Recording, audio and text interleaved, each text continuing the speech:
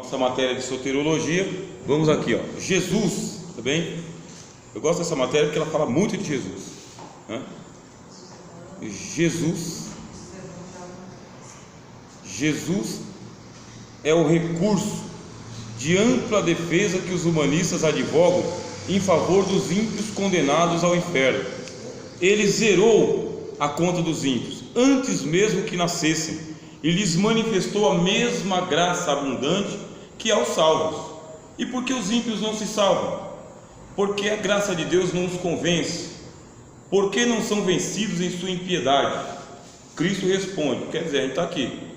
Existe um recurso, um artifício na lei dos homens, que é o artifício do recurso de ampla defesa. Ninguém será condenado sem que ele tenha a oportunidade de se defender amplamente por todos os recursos que ele tem. Ele pode recorrer até ao Supremo Tribunal Federal, e ele ainda pode recorrer aos tribunais internacionais. Você tem esse direito, está garantido em lei. Ampla defesa, e Jesus, ele é esse recurso de ampla defesa. Ele é. Deus enviou o seu Filho ao mundo, não para que o mundo fosse condenado, mas para que o mundo fosse salvo por ele. Não é o que a gente lê no Evangelho de João capítulo 4? A gente lê isso. Jesus, ele veio para poder abrir ao homem, a todo homem, a oportunidade de salvação, o caminho de salvação. Daí a gente começa a pensar o seguinte: será que o Evangelho é fraco? Será que a gente não está fazendo o nosso serviço direito? O que acontece com os homens? Se Jesus, ele é a única luz que ilumina, o único caminho que nos leva a Deus, a única verdade que é verdadeira, o que acontece com os homens que eles são tão potentes assim para resistir o Evangelho que a gente prega? Porque os humanistas falam o seguinte: qual a acusação dos humanistas? Que eles não creem num Deus que venha a condenar pessoas que nunca ouviram o Evangelho. É o que eles falam. Eu não creio que Deus seja tão mau assim, de pegar aquela vovozinha que nunca ouviu o Evangelho e jogar ela no inferno. Eu não creio. Isso aí é humanismo, tá? Mas não é cristianismo, não é Evangelho. Porque não é o fato de ser vovozinha boazinha que vai colocar a pessoa no céu. Nem o melhor hindu do mundo e nem o melhor evangélico do mundo. Isso não nos salva, irmãos. Não é isso que nos salva. Nós somos salvos exclusivamente pela graça de Deus, que não consultou nenhum de nós se ele podia enviar Jesus ou não.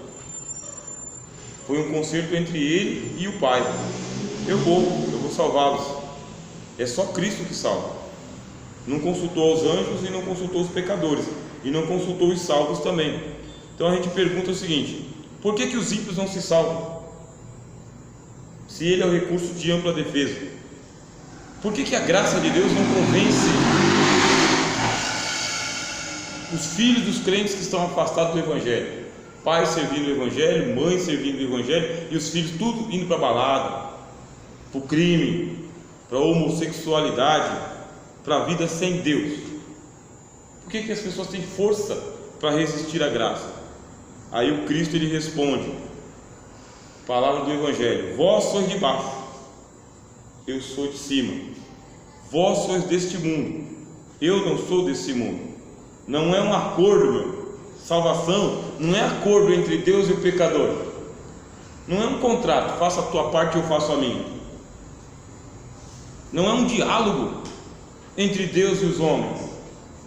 É uma aliança entre o Pai e o Filho, de Deus para Deus. Quer dizer, é de cima para baixo, não é na horizontal. O irmão está entendendo, irmão Melson? Não é um acordo entre o Senhor e Jesus. Não é negociado. Não tem negócio.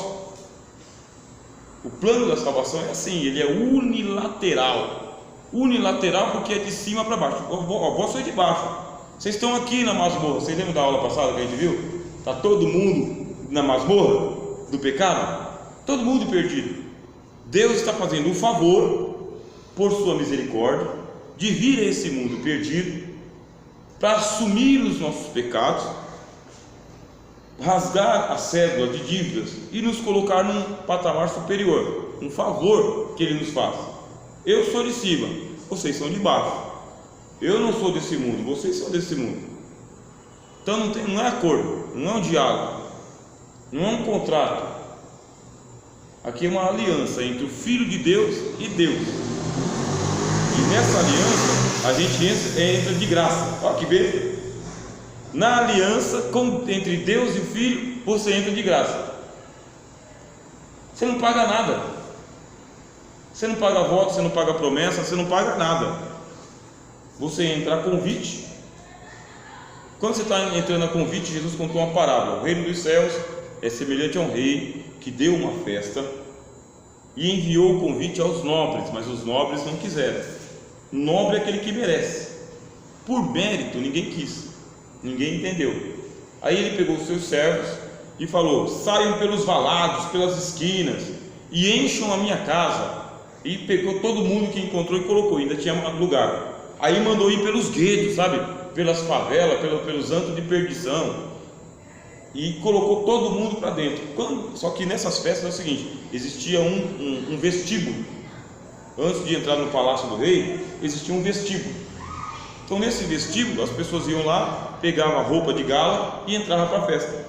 Você entrou a convite, não tinha nem roupa para entrar no reino, você podia entrar no vestíbulo. Foi dado a você as vestes de justiça do guarda-roupa de Deus, de graça, totalmente de graça. Como que eu vou fazer um voto agora para Jesus? Senhor, eu preciso de uma bênção, quero fazer um voto. Você já está dentro do palácio, você não precisa fazer voto, é só você comer do banquete. Vai lá, pega as frutas, vai lá e pega as bolachas, vai lá e come do bolo, toma do suco. Não precisa fazer voto nenhum. O pecador não tem nenhuma moeda no bolso para poder barganhar aquilo que foi dado de graça. Vós sois de baixo, eu sou de cima. Vós sois desse mundo, eu não sou desse mundo. O Evangelho não é desse mundo, irmãos. A igreja não é desse mundo. O Espírito Santo não é desse mundo. Aqui nós estamos vivendo um milagre, o milagre de um novo nascimento. Nós estamos vivendo uma novidade, um novo nascimento. O autor aos Hebreus fala que são as virtudes do mundo vindouro. Virtudes do mundo vindouro que o Espírito Santo trouxe para nós, inaugurou a vida eterna para a gente antes da hora, por assim dizer. O Senhor Jesus fala: quem é de Deus? Se eu não consigo aceitar isso aqui, como que eu vou entender o resto do Evangelho? Se eu não consigo aceitar o que o Cristo está falando, como que eu vou aceitar o restante do Evangelho? Quem é de Deus, escuta as palavras de Deus. Por isso vós não escutais, porque não sois de Deus. Olha a lógica de Jesus. A lógica de Jesus é essa: eu vou falar uma vez só. Eu vou falar uma vez só. E aquele que é de Jesus, vem. E o que não é de Jesus, não vem. Adianta. É o recurso de ampla defesa, mas o criminoso ama o crime. Ficarão de fora os cães, os feiticeiros, os idólatras, os homicidas, todo aquele que ama e comete a mentira. Ele ama e comete. Por quê? Porque o idólatra, ele ama o ídolo. O adúltero ama o adultério. O assassino ama o assassinato, o homicídio. Ele e a coisa que ele faz é uma coisa só, é da mesma natureza. Então fica de fora. Fica de fora. Eu estou falando o Evangelho da paz. E a pessoa não quer o Evangelho da paz. Ela quer questionar o que Deus fez. Fica de fora. Deus resiste aos soberbos, mas dá graça aos humildes. E quem é que é idôneo, a Bíblia pergunta, para fazer isso aí? Paulo escreve aos Romanos, ele fala assim: não digas no teu coração, quem subirá aos céus para trazer o Cristo dos céus? Não digas no teu coração, quem descerá ao abismo para ressuscitar Cristo dos mortos? Não diga no teu coração. O que você vai fazer para forçar Deus a salvar alguém? Nem diga no coração, nem no coração, porque está escrito: a palavra está junto de ti, na tua boca e no teu coração. A palavra da fé que nós anunciamos. Então eu creio, aí é uma confissão de fé que eu faço para os irmãos: o seguinte: qualquer pessoa, por mais miserável que ela esteja, por pior que seja a situação dela, se ela não resistir ao Evangelho, ela será salva. Eu creio que Deus fará de tudo para salvar a pessoa. O caso aqui do homicida ou do suicida. Então eu tenho uma fé no meu coração que uma pessoa só será perdida, só será jogada no lago de fogo no último dia, porque ela rejeitou todo o recurso de salvação que Deus mandou para ela. Ela só se perderá porque ela rejeitou a luz do Evangelho. Ela não quis o Evangelho, ela não quer este Evangelho, ela não quer esta salvação, ela não quer. Vós não credes, porque não sois das minhas ovelhas, como já vos tenho dito. O Cristo estava convicto disso. É a lógica de Jesus. Eu estou aqui, estou anunciando. Se você for minha ovelha, você não vai resistir. Você não vai resistir. Eu lembro de uma senhora que eu fui visitar uma vez. Essa senhora tinha quase 80 anos de idade. Aí ela disse que quando ela era meninota, ela gostava de baile, forró, brinco, pintura, roupa sensual, cabelo esvoaçante. Ela gostava da sedução.